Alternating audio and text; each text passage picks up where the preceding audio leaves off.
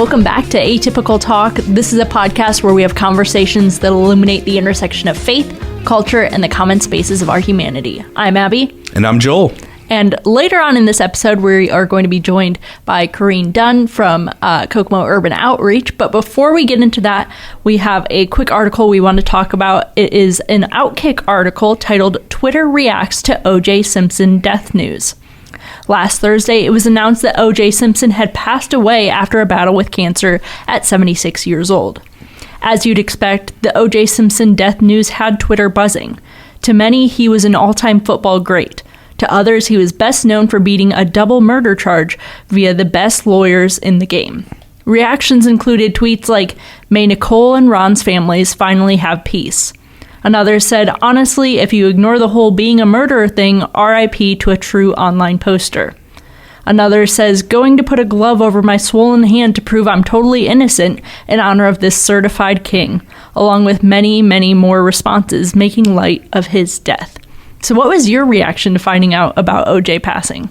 Oh, I was like, oh man, really? Because it was a couple years ago, it was like 2018, 2019. I went on like a deep dive about the OJ Simpson trial. There was this TV show called The American Crime Story, by Ryan Murphy, I believe. It was all about the OJ Simpson trial. There was a Netflix documentary series called Made in America, the OJ Simpson story. And for me, I was just fascinated by OJ Simpson because I have these core memories being a kid and hanging out at my grandparents' house. And this is when the trial was on and my grandparents had CNN on all day long. And so I remember like not really understanding it, but it was in the background. And I was just blown away by this person and by this murder trial and how public it was and all of the hoopla around it. Like, I'm just old enough for it. Do you remember anything about this? Do you have any background on this at all? No. Oh man, it's something else. I think it was honestly not until I was in college that I really understood like who OJ Simpson was, and like, I don't know, probably even later than that I realized he was a football player. Like, yeah, that was not the thing. Him, the murder, right? Yeah, he killed his wife or something like that. That was all that like people knew about. And then I remember, watching these stories and hearing about his upbringing and him being a football star and him being a movie star and really,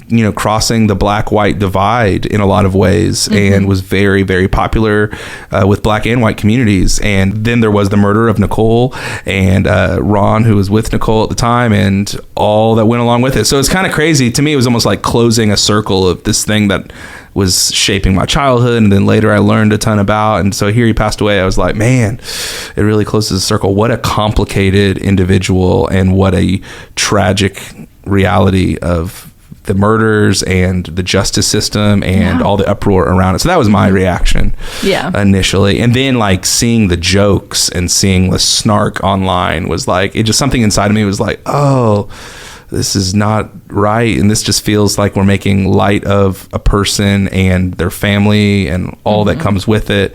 And even that part that wants justice and wants there to be like a reckoning, it just doesn't quite satisfy when you put human face on it and think about real people. Yeah. And so that was how I reacted when I heard about it after seeing everything. It just, something inside of me was unsettled, seeing the way the internet can be so savage and play to our darkest impulses so often. Yeah, I think it's just human nature to jump to making jokes about someone that we perceive as being evil when they pass away. But how should we as Christians react when someone who is controversial passes away?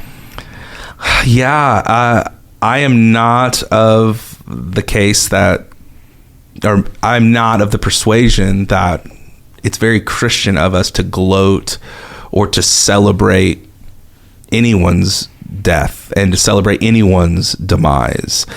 There's just, again, something that feels incongruent with the God who has given me so much grace and mercy to celebrate when somebody passes. Now, I think there can be a difference between justice and somebody being, put away for what they have done and so that other people can be safe. But like, man, someone dying and then celebrating that because we think they did some really bad things, it just feels gross to me.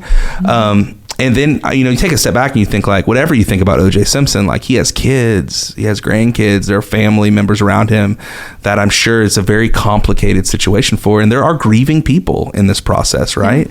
And then you think about Nicole and Ron, the people that were murdered in this case, like, it doesn't probably bring their families too much joy that this circle is closed as well. It also probably brings up more wounds. It's just messy in that way. And when I turn to think about, like, just the heart of God in this situation, a God who is loving, and a God who is for justice, but a God who's not vindictive. I'm just turned to a couple places in the scriptures, like Solomon writes in Proverbs.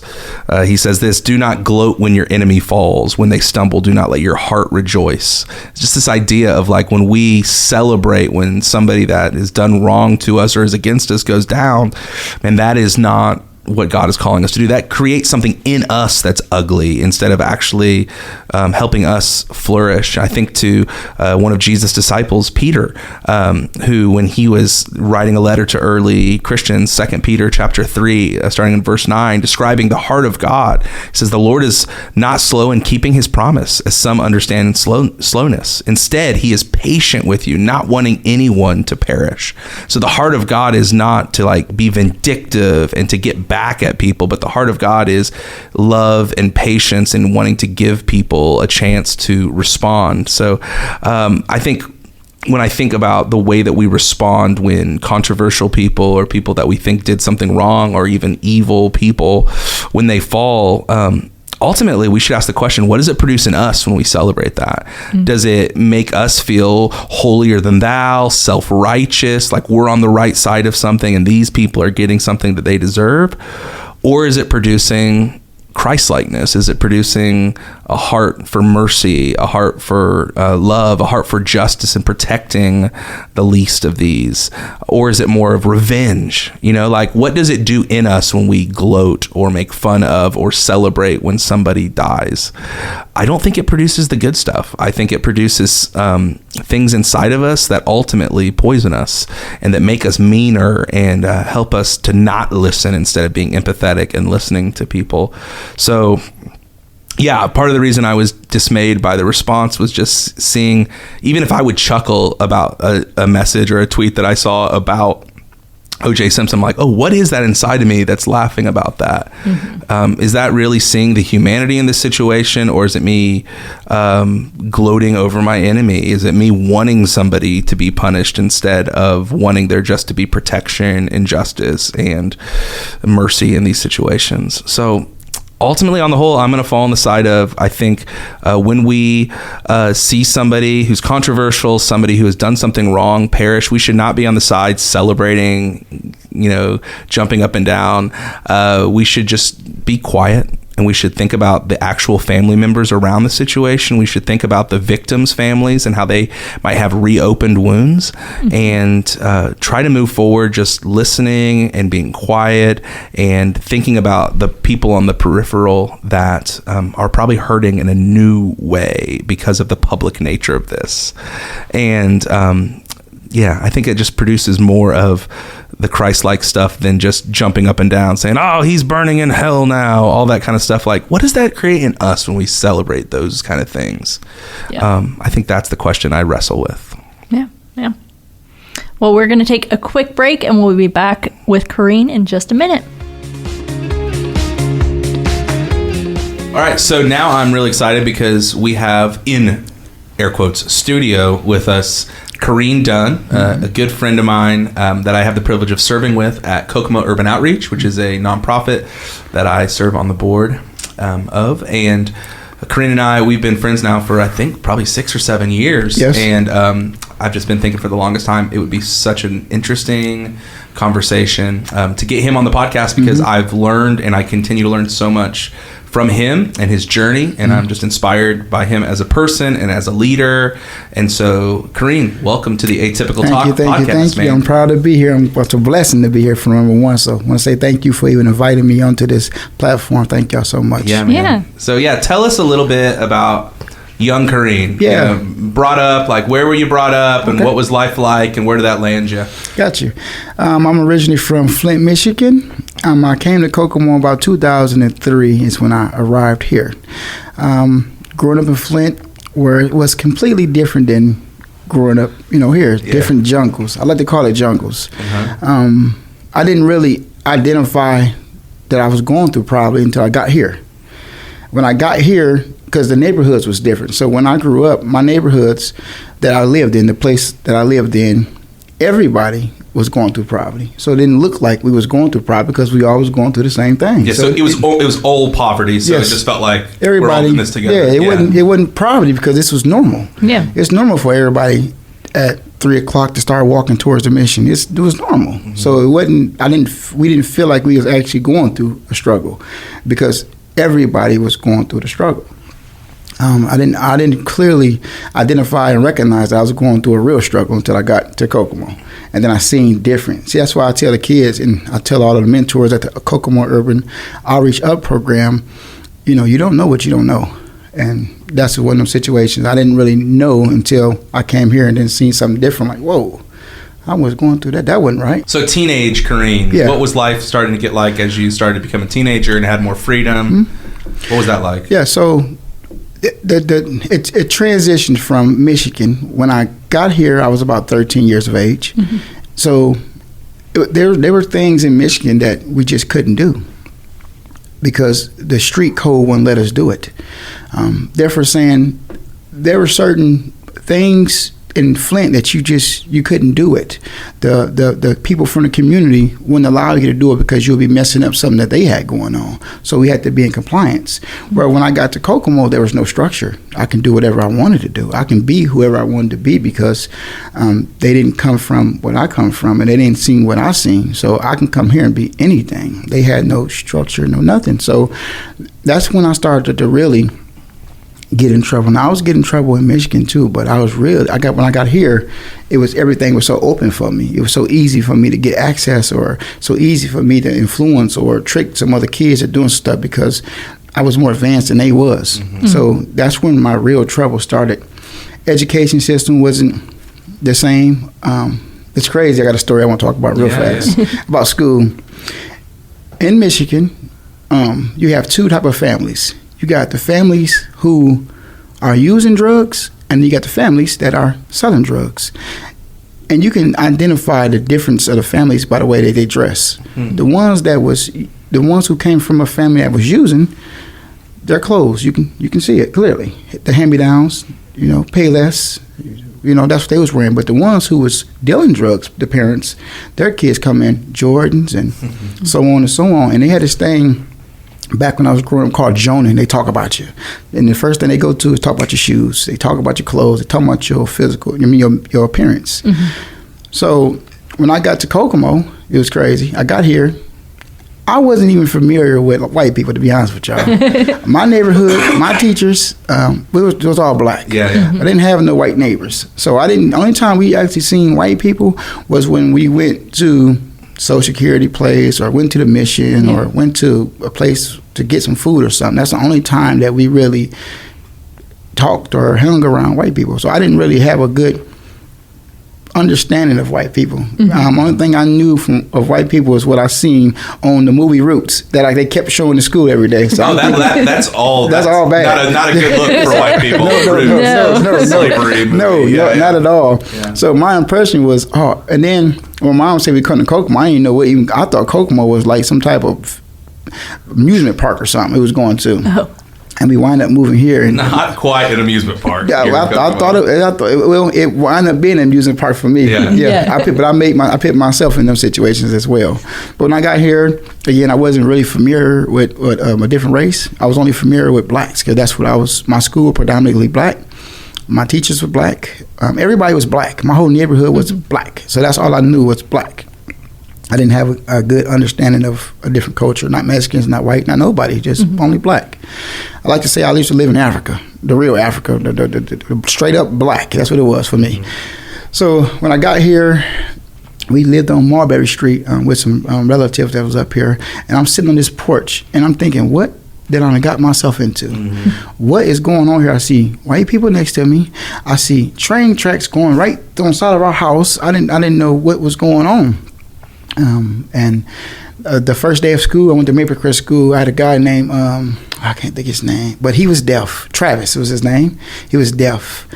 And I thought, when I go to school, I'm for sure about to get bullied. They about to talk about me, probably even about to hang me. In my mind, I'm thinking this. So I get to school. Soon I walk through the building. There's a guy named Travis. Again, he was deaf, so he couldn't talk as good. He walked right up to me, put his hand out and said, "My name is Travis." And that was my first real interaction with white people right there, the real one. You know, I had interaction with older, grown white people because of the doctors and such, but not kids. And that was my first one was with him, and then it all changed for me. Yeah. My life kind of started. I started looking at things a little bit different and understanding stuff differently. I didn't do as good in school because, again, it was open. The teachers were, what's that word, like passive, or what's that word? They wasn't mean. They like let stuff slide. Versus in Michigan, the teachers didn't let nothing slide. And the teachers that give you time at the time, where in Michigan, you do one thing, one time, one wrong. You're out. You out of here. Mom, just come up here, you getting the whooping. That's just how that's going. So it wasn't very strict. No, at all. And so because of that, what did that lead you to? I was too open to everything. I was too open. It was too open for me. And I just didn't know how to take it. And I just got to doing everything you can imagine to think of. I did everything. And by everything, you mean some bad things? Yes, everything times 10. I did it. Yeah. I was a kid with a advantage over the rest of the kids when it comes to the street life, because it was a big difference between this street, what they call a street here, and what I call a street there is completely different. So I had the real advantage of what I would say the real streets look like. And when they acted like they were street, I made sure that they knew that they wasn't. And there's a difference between Flint Street and Kokomo Street. Yes, absolutely. Yeah. Oh yes. Yeah. Now you have a lot of people that's not from here who come here, and then they bring the street mentality with them. But the actual natives from here, from Kokomo, they ain't street. They got it kind of easy around here. Yeah. And they got a lot. Kokomo is a beautiful place. They have a lot of help.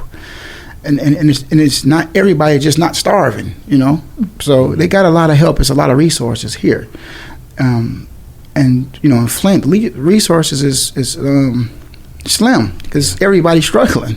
So it's a little hard. Yeah. But so you started going down a path that was not healthy for you, and you were good at it. Yes, because you had this advantage from your earlier but childhood in Michigan. I wouldn't say I was good because I kept getting in trouble, so I wasn't that good. You weren't sneaky enough. I was not sneaky. I think I just was. I think I was just. I would say I can't use that word, but I think I was just not scared. I didn't care about the consequences, right?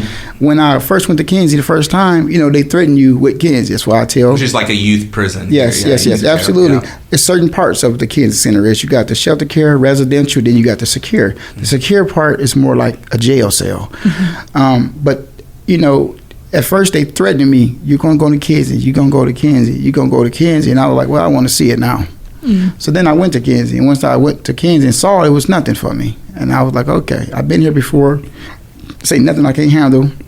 So now I wasn't scared to get in trouble because I knew I was going already to Kenzie. Yeah. And I was getting right back out, so that's how they went for me. Yeah, and then things escalated there a little bit later to where you really got into some trouble. Yes, oh yes. And so what was that like? Where were you at? I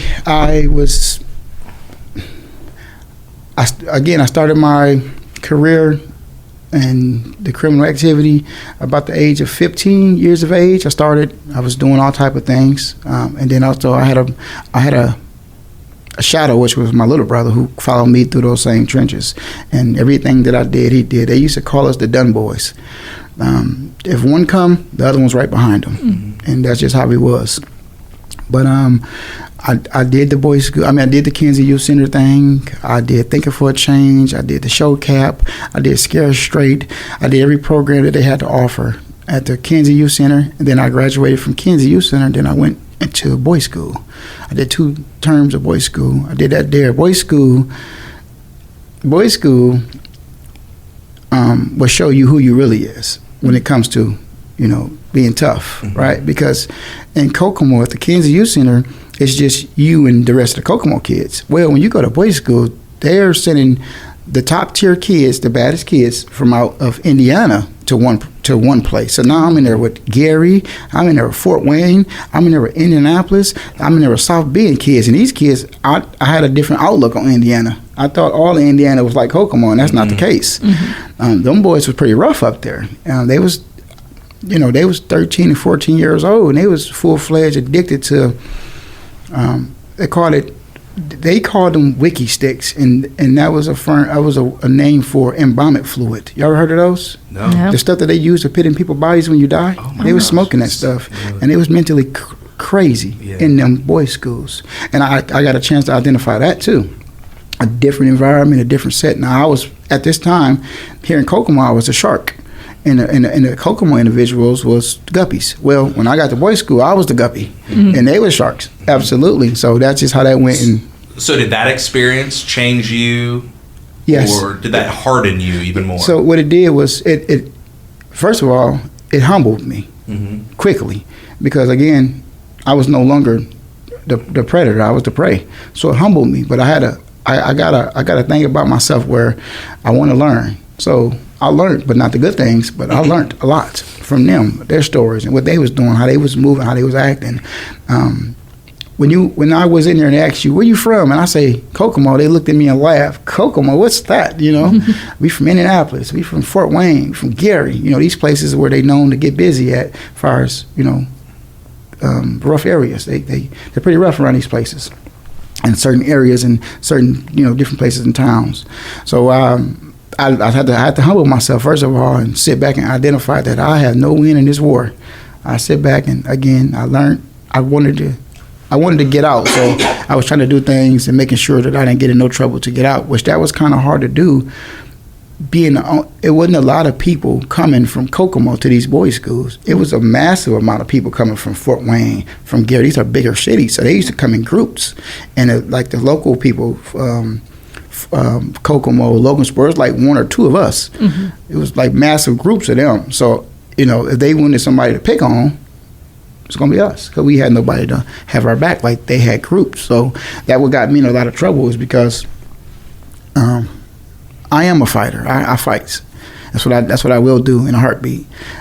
So when that situation came, I always gave in to it every single time. I identified that they were trying to trick me into staying there longer, and that they just needed somebody to, and I was that guy that was like, well, if it's on, let's get it on.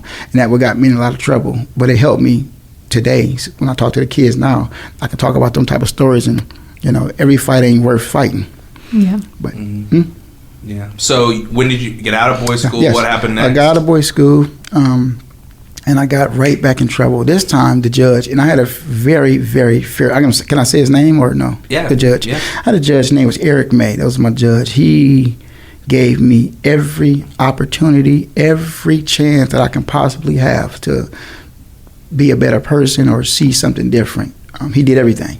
Everything. I'm talking about opportunity, chance. He gave me more chance than I think he should have gave me. Now that I'm older and grown, I wouldn't have gave myself that many chances, period. But he did, though. And he always talked about the good in me. Every time I got locked up in the Kansas, I always did really good, because it was structure there, something I never had before. It was structure. I had to make my bed. I had to be up on this time. It was structured. That's something that I never had in my life before. And I always did really good with structure.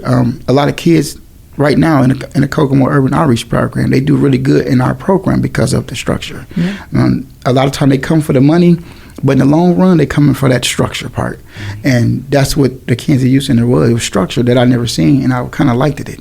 So he gave me chance after chance again, and then he finally said, well, Kareen, he said there's nothing that juvenile judicial system can do for you. So we are done with you here. You're from here on out, you go to jail at 17. And they waived me, basically, saying you on your own. I want to say 3 weeks after I got out, boom, my first case I caught, attempted murder. that situation happened, and it was a situation where I was accused of something, and I didn't do this one for sure. This time I really didn't do it, and they found out that I didn't do it, and they dismissed the charges because I really didn't do it. Yeah. And then right after that, now I done went to Kinsey straight to jail. So now I'm in jail, and it's now my frame is a little different because I'm 18 years old, 130 soaking wet. These guys are, these grown men in here. Mm-hmm.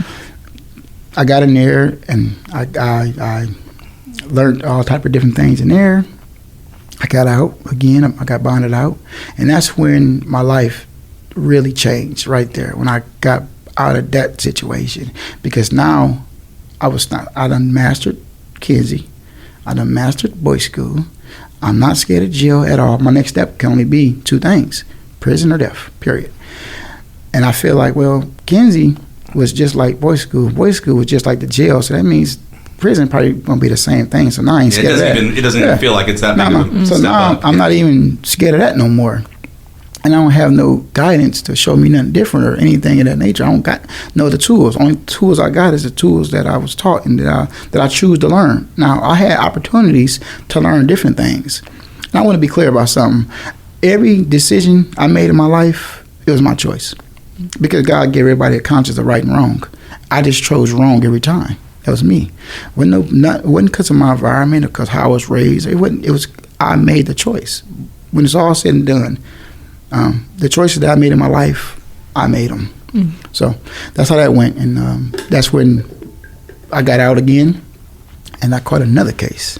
This time I caught attempted murder on a guy that I did do. I did that. I went to trial. I got found. What's the word I used? It was a hung jury. They couldn't find me guilty. They couldn't find me not guilty. Oh, wow. And I was young and dumb, by the way. Young and dumb, for sure. I know I done it. I don't know why I was in there playing like that there, but I did. And got lucky and didn't get found guilty. And they wound up coming back to me and giving me a better plea bargain that kind of was like a slap on the wrist compared to what I was supposed to got for what I did.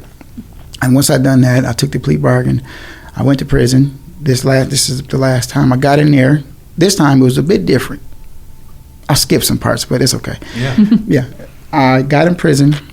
I was in there. This time it was different because I had somebody, and that was my wife that I'm currently with now.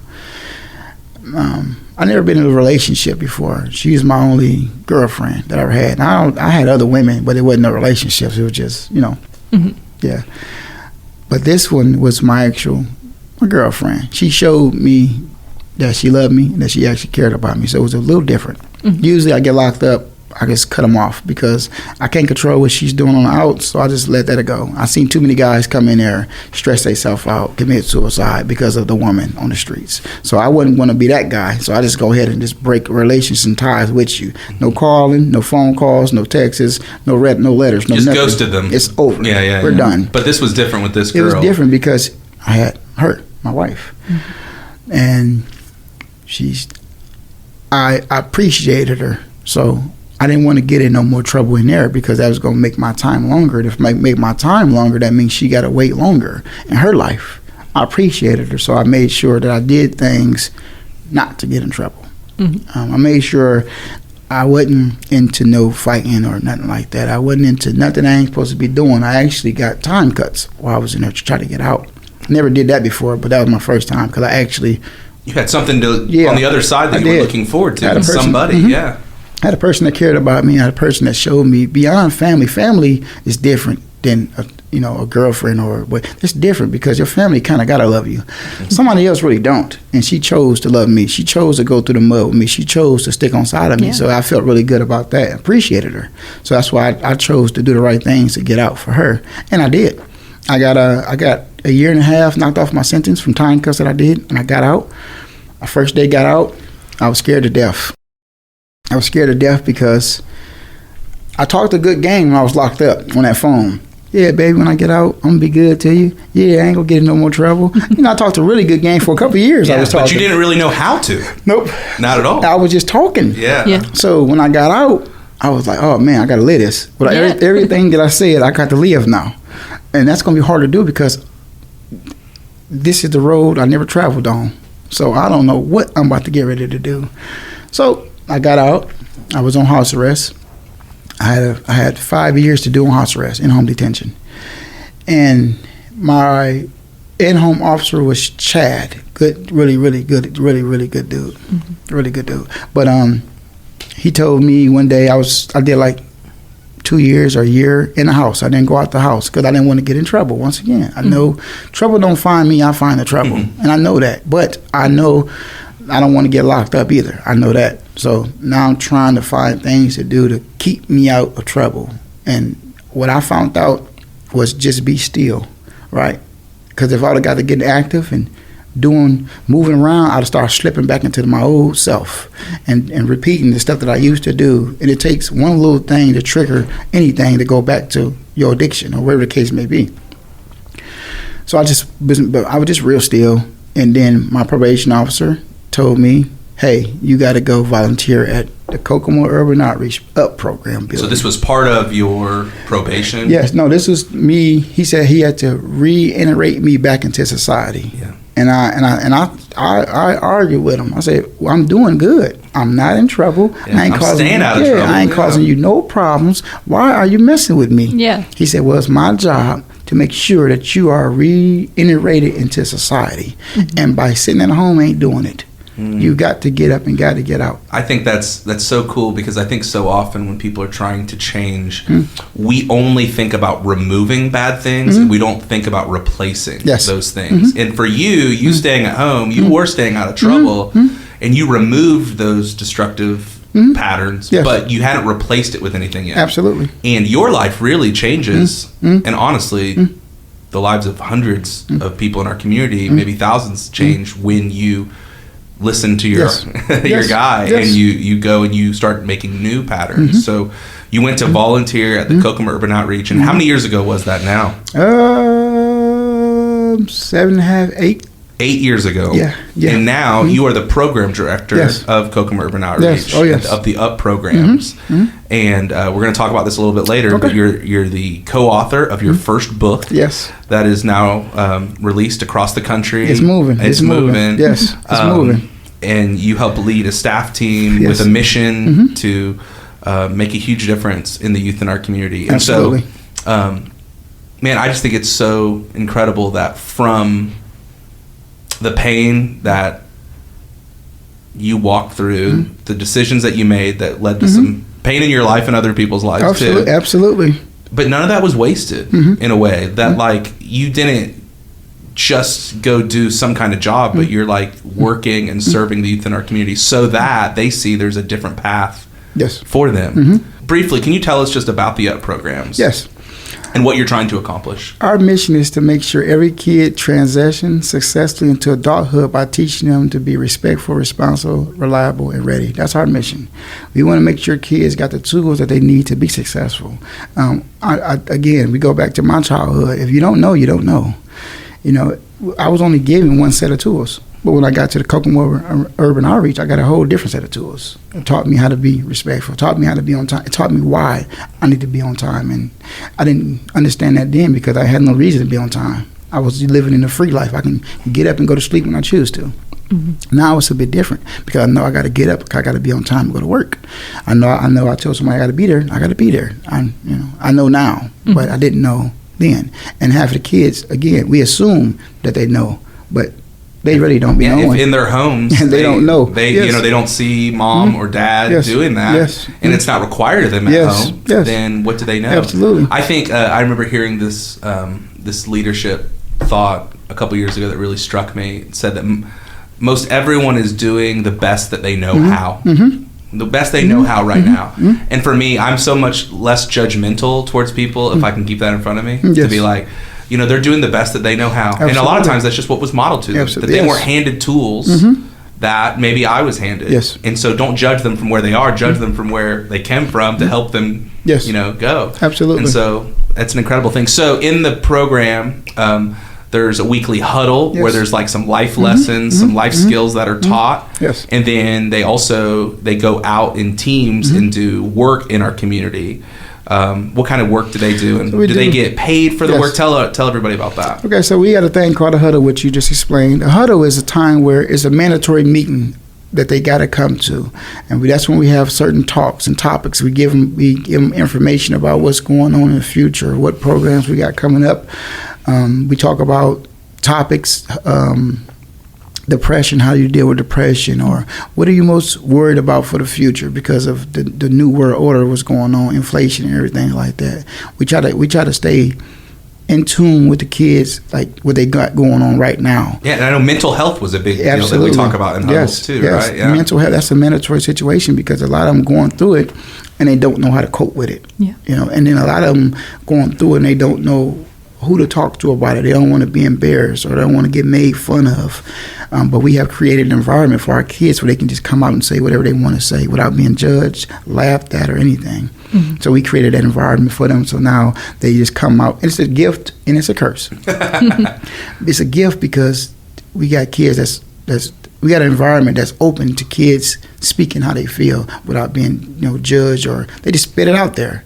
It's a curse because once you heard something, you got to do something about it. Yeah, you heard it. Mm-hmm. And sometimes you hear things that you just don't want to hear. Yeah. About a child or what they're going through. And some of that stuff, you just don't want to hear. Because you just wish it wasn't true. You wish it wasn't true, but if a kid mustered up to say what that kid just said, that means he ain't saying it for attention. Yeah. And this some stuff that happens, and again, it's a gift and a curse. Yeah. Because once you heard it, and you got to sleep with that. You got to wake up to that. And, it's on your mind. Some of the things that some people say just be so hurting to your heart. You wish you never heard it. Mm-hmm. Yeah. And so there's the huddle that time, and then there's work days. Yes. Explain the work days and what happens there. So after huddle, you have to pick a work day. That'll be Thursday, Friday, or Monday. We work from 4 to 6, 2 hours you work. You're going to come in. You're going to get your gloves. You're going to sign your name in like you was clocking in on the job. We're going to go out. We go out to the community. We rake leaves. We do mulch. We do gravel. We pull weeds. We do demolition work for us, like tearing down decks or whatever the case may be. We do that type of stuff. We plant flowers. We do any outside gardening work. We can do that for you. Mm-hmm. They get paid 20 points for that. 20 points is the same thing as $20. And we work off a point system. They get paid. They only can take their points off in increments of 50. So 25, 50, 75, 100. That's how we pay them.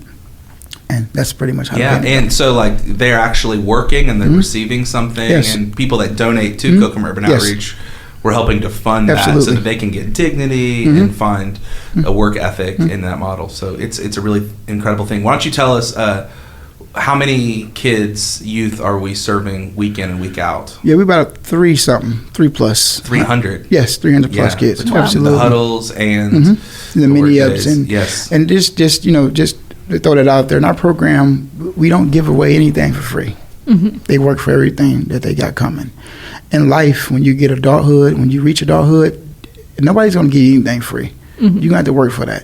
Even if you play crazy and get a check, you got to work for that too. You got to go in there in the disability office and play like you're sick too, so you still got to work. But in our program, we don't give them anything for free. Now, we do make it very affordable for them. So, for instance, we have hygiene products, we have clothing, we have shoes, socks, and stuff that they need at home. We have them type of things there too. We don't charge them a boatload of money. We charge them something just so they can feel good about they pay for it themselves. Some skin in the game. Yes, we don't want our kids to have to rely on the government. And our kids got big dreams. And, a lot of them kids say, I want me a mansion. I want me a Lamborghini. Yeah. And I let them know clearly, if you think about going on any type of government assistance, you might forget about that because you ain't going to have to bear for any of that. So if you want this type of stuff, these are the things that you're going to have to do. You have to go get a job. You got to be consistent. You got to be reliable. You got to be ready to roll when it's time to roll. Mm-hmm. And that's what we're teaching our kids now. If they don't work on a job site, they fired immediately. Yeah. If you're playing around, if you're not representing the UP program like you're supposed to be doing, if you're not doing your job, if you're not being safe, you're fired. When I say you're fired, that means you're fired for the day. That's all. You're not fired for life. Yeah. We don't kick kids out of our program. We never tell a kid they have to leave. They can do something, come back the next day. That's on them. But they can come back. We'll never kick anybody out the program. You're always welcome to come into our doors. The next day, try it again. The next day, just keep on trying. Eventually, you'll get it. But that's how the point system works and how the work system works. Yeah. Have you seen kids come in that you felt like they were on the same path as you, and you saw Kokomo Urban Outreach kind of change that path for them?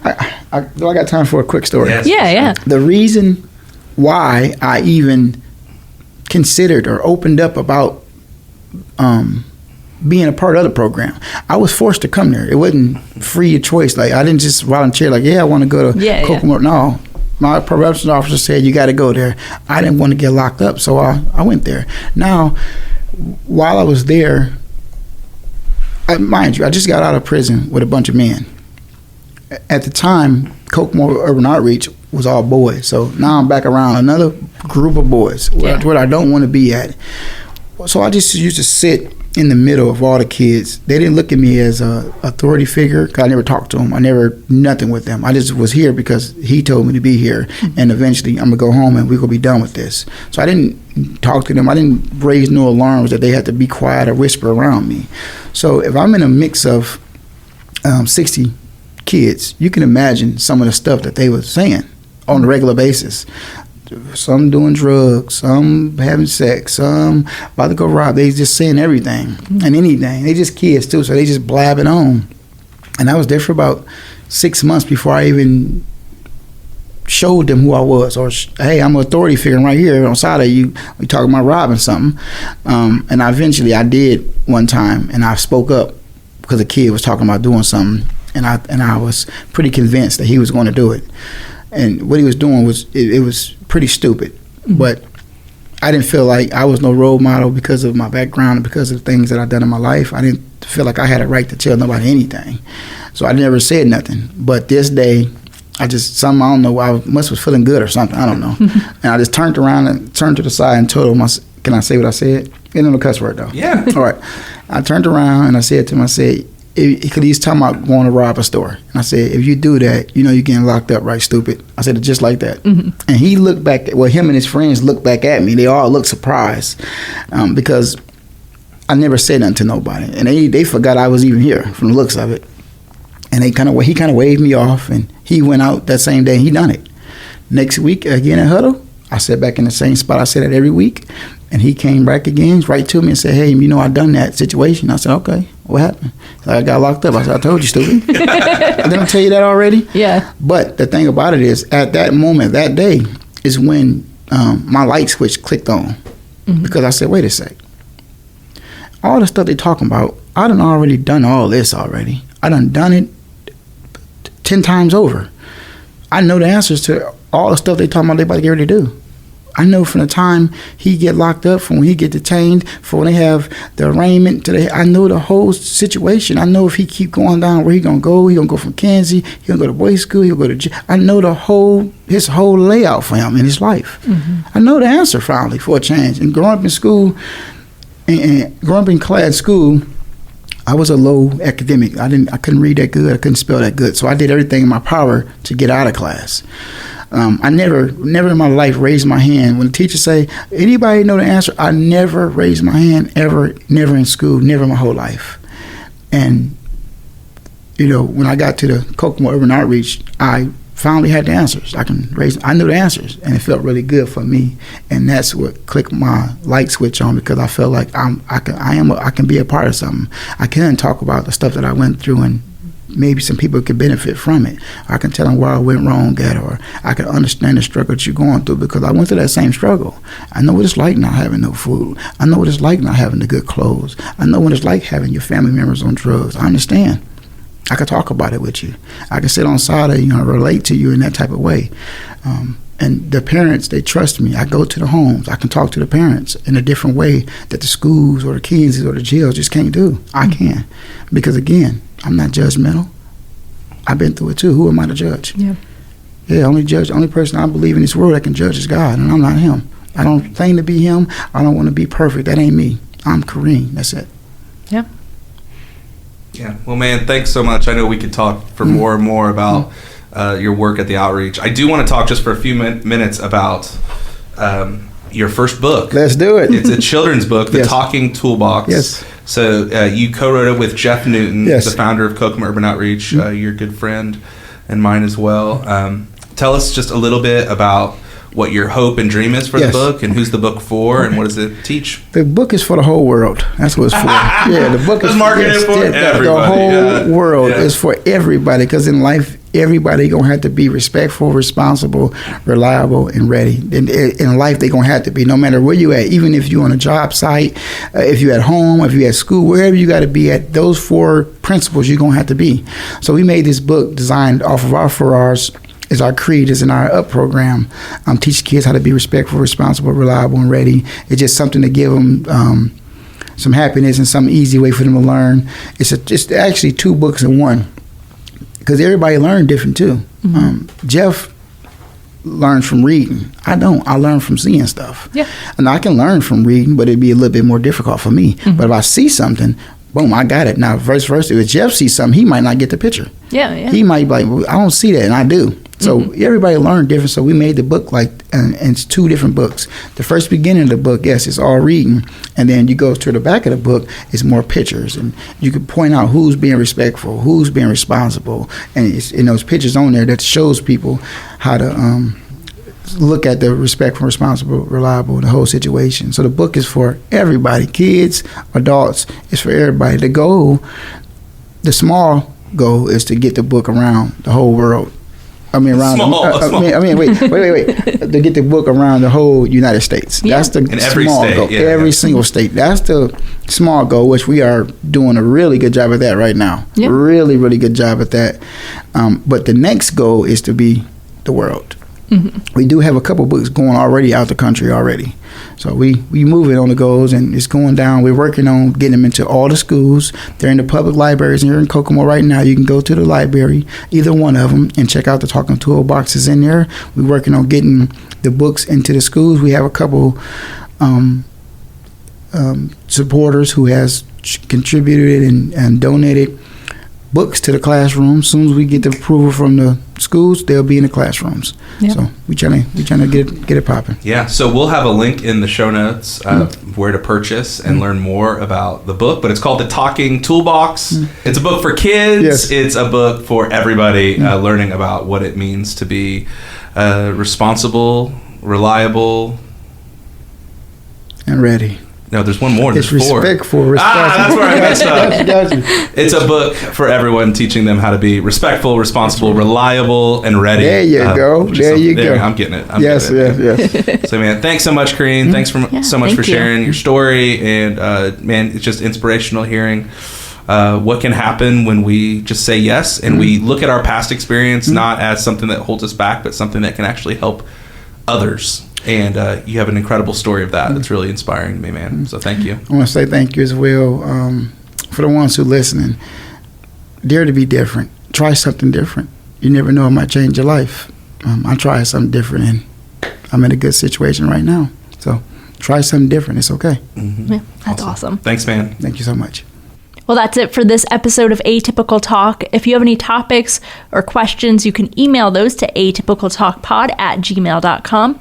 Make sure to follow us on Facebook, Instagram, and TikTok at Atypical Talk Pod. And you can subscribe on your favorite podcast platform to get updates when new episodes go live. We hope that these conversations today have helped you think wider, love deeper, and partner with God to bring the up there down here in your everyday life. Thanks for listening.